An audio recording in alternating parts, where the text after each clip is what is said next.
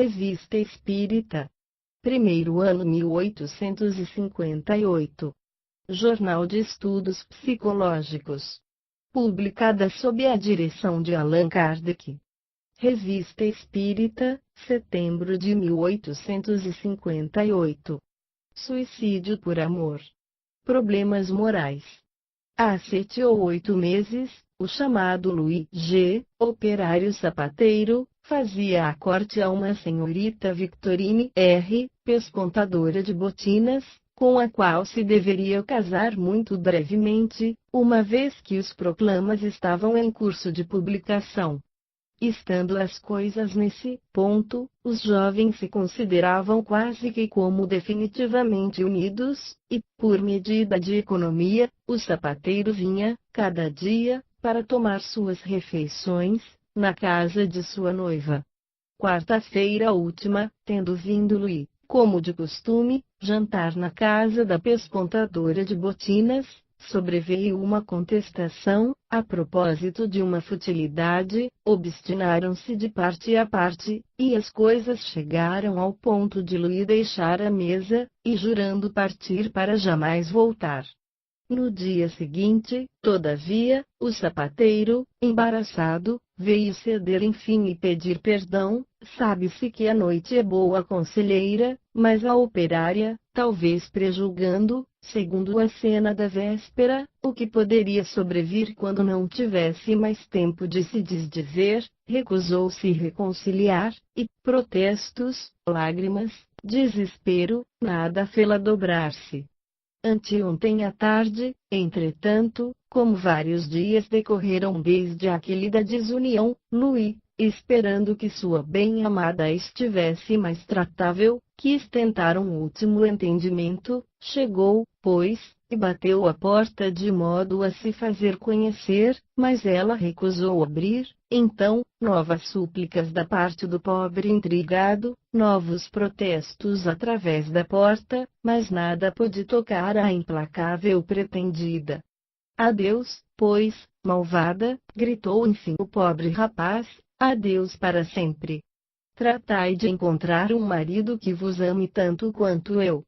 Ao mesmo tempo a jovem ouviu uma espécie de gemido abafado, depois como o barulho de um copo que cai escorregando ao longo de sua porta, e tudo voltou ao silêncio. Então ela se imaginou que Luís se instalou na soleira da porta para esperar sua primeira saída, mas ela se prometeu não pôr o pé para fora, enquanto ele ali estivesse.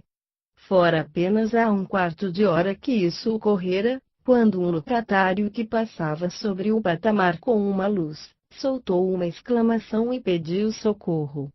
Logo os vizinhos chegaram, e a senhorita Victorine, tendo igualmente aberto sua porta, lançou um grito de horror, percebendo estendido sobre o ladrilho, seu pretendido pálido e inanimado. Cada um se apressa em lhe dar socorro, informou-se de um médico, mas logo se percebeu que tudo seria inútil, e que ele deixou de existir. O infeliz jovem havia mergulhado seu trinchete na região do coração, e o ferro ficara na ferida. Esse fato, que encontramos no século do dia 7 de abril último, sugeriu o pensamento de dirigir-se a algum espírito superior, algumas perguntas sobre suas consequências morais. Ei-las aqui, assim como as respostas que nos foram dadas pelo espírito de São Luís, na sessão da Sociedade do dia 10 de agosto de 1858. 1. A jovem, causa involuntária da morte de seu amante, tem responsabilidade. Resposta: sim, porque ela não o amava. 2. Para prevenir essa infelicidade, deveria desposá-lo apesar da sua repugnância? Resposta: ela procuraria uma ocasião para se separar dele. Ela fez no começo de sua ligação o que deveria fazer mais tarde.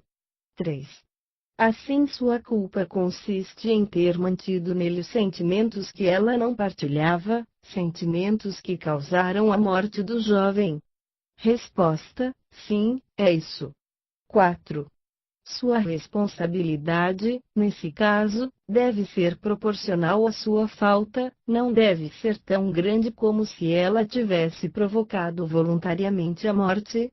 Resposta: isso salta aos olhos. 5.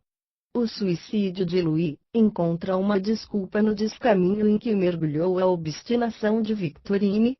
Resposta: sim, porque seu suicídio, que provém do amor, é menos criminoso aos olhos de Deus do que o suicídio do homem que quer se libertar da vida por um motivo de covardia. Nota: dizendo que esse suicídio é menos criminoso aos olhos de Deus, isso significa, evidentemente, que há criminalidade, embora menor. A falta consiste na fraqueza que não soube vencer. Sem dúvida, era uma prova sob a qual ele sucumbiu. Ora, os espíritos nos ensinam que o mérito consiste em lutar, vitoriosamente, contra as provas de todas as espécies, que são a própria essência de nossa vida terrestre. O espírito de Louis C. tendo sido evocado uma outra vez, se lhe dirigem as perguntas seguintes. 1. Que pensais da ação que cometestes? Resposta: Victorine é uma ingrata, eu errei em matar-me por ela, porque ela não o merecia. 2. Ela, pois, não vos amava? Resposta: não, ela acreditou no início, iludiu-se, a cena que lhe fiz abriu-lhe os olhos, então, ela ficou contente com esse pretexto para se desembaraçar de mim. 3. E vós, a amava sinceramente? Resposta: tinha paixão por ela, eis tudo, eu acreditava, se amasse com amor puro, não teria querido causar-lhe pesar. 4. Se ela soubesse que queríeis realmente vos matar, teria persistido em sua recusa? Resposta: não sei, não creio, porque ela não ama, mas ela seria infeliz. Foi melhor para ela que isso se passou assim. 5. Chegando à sua porta, tinhas intenção de vos matar em caso de recusa? Resposta: não, não pensava nisso, não acreditava que ela seria tão obstinada, não foi senão quando vi sua obstinação, quando então a vertigem me tomou. 6. Pareceis não lamentar o vosso suicídio senão porque Victorine não a merecia, é o único sentimento que experimentais?